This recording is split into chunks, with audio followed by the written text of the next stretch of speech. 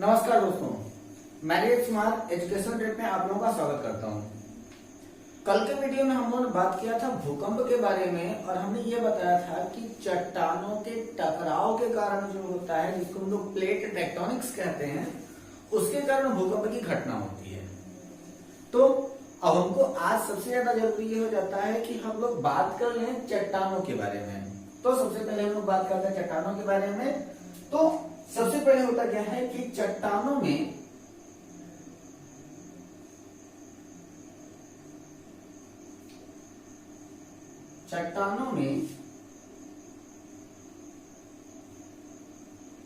सर्वाधिक खनिज कौन सा होता है? तो वो होता है फेल्सपार। ठीक है, पूछा गया प्रश्न है ये कि चट्टानों में सबसे अधिक खनिज कौन सा पाया जाता है? तो चट्टानों में सबसे अधिक खनिज पाया जाता है कौन सा? फेल्सपार। ठीक है,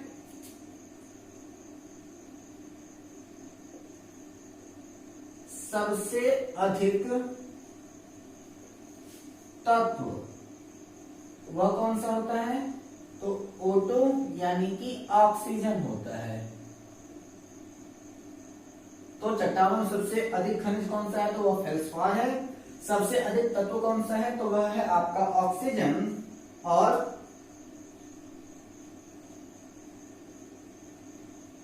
पृथ्वी के निर्माण में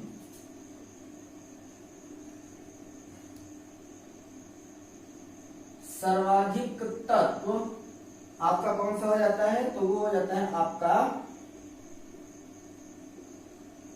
सिलिकॉन।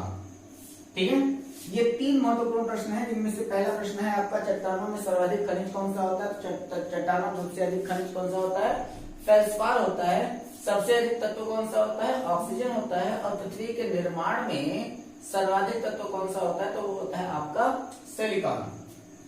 यह जो आपका चट्टान होता है, इन चट्टानों को हम लोग तीन रूपों में बांटते हैं, यानी कि चट्टान तीन प्रकार के होते हैं। पहले को हम लोग कहते हैं आग्नेय चट्टान। ठीक है, यानी कि इसको इंग्लिश में कहते हैं एग्नियस रॉक। दूसरी है अवसादी चट्टान, अवसादी चट्टान यानी कि सेडिमेंट्री रॉक्स। और तीसरा है आपका रूपांतरित चट्टान,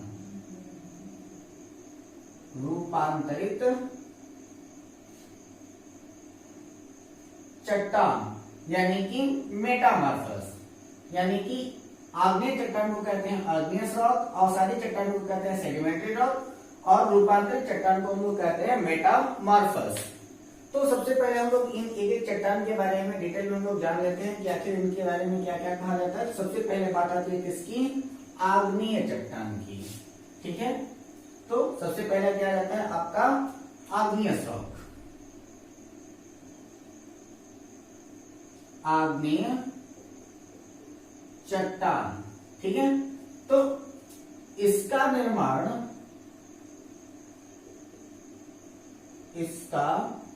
निर्माण मैग्मा या लावा से होता है। ठीक है, तो आग्नेय चट्टान का निर्माण किससे होता है? तो आग्नेय चट्टान का निर्माण मैग्मा या लावा से होता है। यह सबसे कठोर चट्टान है। कई बार ये पूछा जा चुका है कि सबसे कठोर चट्टान कौन सी होती है? तो ये जो आपका आग्नेय चट्टान है, ये सबसे ज्यादा कठोर चट्टान मानी जाती है। ठीक है, तो इसका निर्माण मैग्मा या लावा से होता है। यह सबसे कठोर चट्टान है। इसमें परत, छिद्र तथा जानवरों के अवशेष नहीं पाए जाते हैं। ठीक है, यानी कि इसमें परत क्षेत्र तथा जानवरों के अवशेष नहीं पाए जाते हैं, क्योंकि यह सबसे कठोर चट्टान है और मैग्मा या लावा की जमाओं से ही इसका निर्माण हुआ है। फॉर एग्जाम्पल, यानी कि इसका उदाहरण अगर हम देना हो तो यहाँ पर हम लोग दो उदाहरण दे सकते हैं। एक को हम लोग कहते हैं ग्रेनाइट और दूसरे को हम लोग कह सकते हैं बेसाल्ट।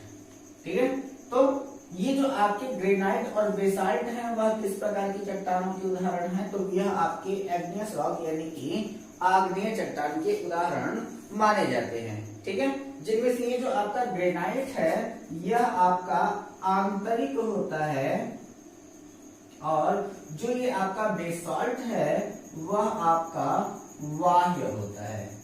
ठीक है, तो ग्रेनाइट क्या है? आंतरिक है और बेसाल्ट क्या है? आपका बाह्य क्षेत्र में आता है। ठीक है, आपकी किस चट्टान में? आपके आग्नेय चट्टान के रूप में यह आता है। दूसरा चट्टान है आपका जिसको हम लोग कहते हैं अवसादी चट्टान यानी कि सेडिमेंट्री रॉक, उसके बारे में हम लोग देखते हैं। तो इसको हम लोग कहते हैं क्या? अवसादी चट्टान। ठीक है, और जब बात अवसादी चट्टानों की जा रही हो तो इसमें हम लोग क्या कहते हैं कि इसका निर्माण अवसादों के जमाव से हुआ है। ठीक है, तो इसका निर्माण किससे हुआ है? तो इसका निर्माण किससे हुआ है? अवसादों के जमाव से हुआ है, पहली बात। दूसरी बात क्या होता है कि इसमें परत, छिद्र तथा जानवरों के अवशेष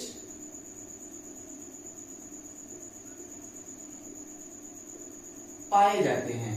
ठीक है, यानी कि इसमें जो होता है वो परत भी होती है, छिद्र भी होता है और अवसादों के जमाव से इसका निर्माण हो रहा है, यानी कि इसमें जानवरों के अवशेष भी पाए जा सकते हैं, यानी कि इनमें जानवरों के अवशेष भी क्या होते हैं? मिलते हैं। ठीक है, इसका अगर हमको उदाहरण देना हो तो हम लोग क्या दे सकते हैं? तो इसका उदाहरण हो जाता है, वो होता है चूना पत्थर, चूना पत्थर, बालू पत्थर और कौन? जिप्सम और कौन? चाक और कौन? कोयला और कौन? नमक, सैल आदि जितने भी हैं वह आपके किस में आ जाते हैं? आपके अवसादी चट्टान के अंतर्गत आ जाते हैं। यानी कि अवसादी चट्टान कौन सी होती है? सेडिमेंट्री रॉक वह रॉक होती है, इसका निर्माण जो होता है वो अवसादों के जमाव से हुआ है। तो अवसादों के जमाव से होने का मतलब है कि यह कठोर चट्टान नहीं हो सकती, क्योंकि इसमें जो होगा वह परत होगा, छिद्र होगा तथा इसमें जीवों के अवशेष पाए जाएंगे। इनके उदाहरण के रूप में हम लोग देख लेते हैं किसको? चूना पत्थर, बालू पत्थर, जिप्सम, चॉक, कोयला, नमक, सैल आदि को हम लोग मान लेते हैं कि ये सारे के सारे जो है वो आपके अवसादी चट्टान के अंतर्गत आते हैं। इसके बाद तीसरा होता है आपका रूपांतरित चट्टान यानी कि मेटामॉर्फस रॉक्स। आप लोग ये सारे के सारे टॉपिक अपने कॉपी में नोट करते चलेंगे, क्योंकि अगला जब टेस्ट में लूंगा तो इनमें ये सारे के सारे टॉपिक्स आपके इंक्लूड किए जाएंगे। तो अगला है आपका रूपांतरित चट्टान। ठीक है, रूपांतरित चट्टान यानी कि मेटामॉर्फस रॉक। तो जब रूपांतरित चट्टान की बात होती है तो सबसे पहला पॉइंट आ जाता है कि इसका निर्माण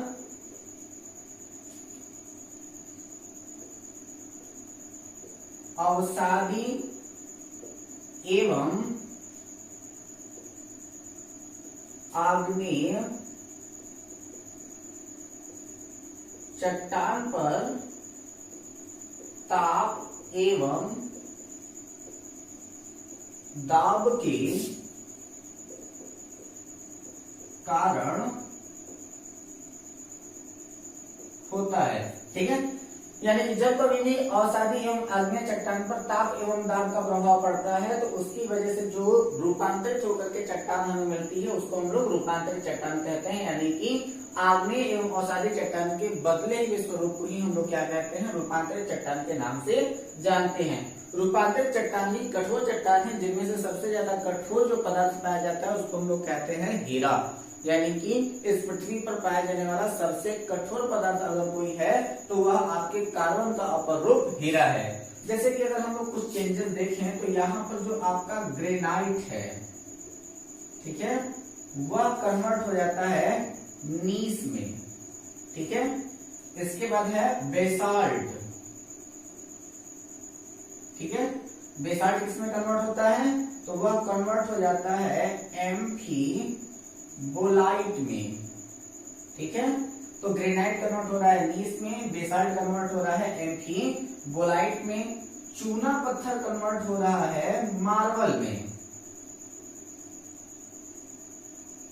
ठीक है, चूना पत्थर किसमें कन्वर्ट हो जाता है तो वह कन्वर्ट हो जाता है मार्बल में। इसके बाद फिर डोलोमाइट। डोलोमाइट किसमें कन्वर्ट हो जाता है तो वो भी कन्वर्ट हो जाता है मार्बल में। ठीक है, इसके बाद है आपका बालू पत्थर। वह किसमें कन्वर्ट हो जाता है तो वह कन्वर्ट हो जाता है क्वार्ट जाइट में। ठीक है, तो बालू पत्थर किसमें कन्वर्ट हो जाता है तो वो हो जाता है क्वार्ट जाइट में। ठीक, इसको मैं मिटा रहा हूं, नोट कर रहा हूं, तो आप लोग वीडियो को पोस्ट करके आप लोग इसको नोट कर लीजिएगा। चलिए आगे देखते हैं। इसके बाद जो आपका सैल है वह कन्वर्ट हो जाता है स्लेट में। जो आपका कोयला है वह कन्वर्ट हो जाता है ग्रेफाइट में, और जो आपका ग्रेफाइट है वह कन्वर्ट हो जाता है हीरा में।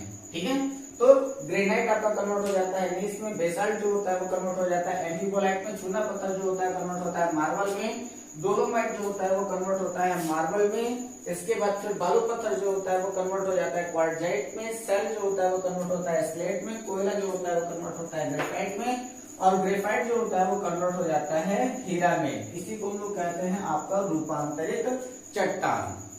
यही आपके चट्टानों से कुछ विशेषताएं हैं जो आपके विभिन्न प्रतियोगी परीक्षाओं में चट्टानों से प्रश्न पूछे जाते हैं। हम आशा करते हैं आपको यह वीडियो पसंद आई होगी।